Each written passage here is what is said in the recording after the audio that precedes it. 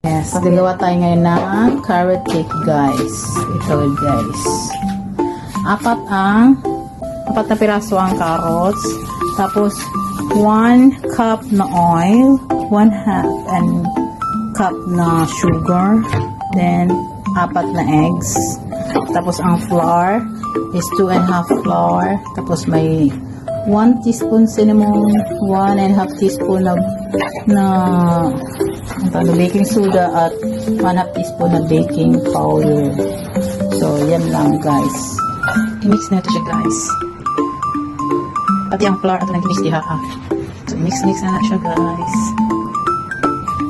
So, mahal na ito mixture, guys. Ito na siyang isalin diha sa cupcake na tray. Wala, tagamay.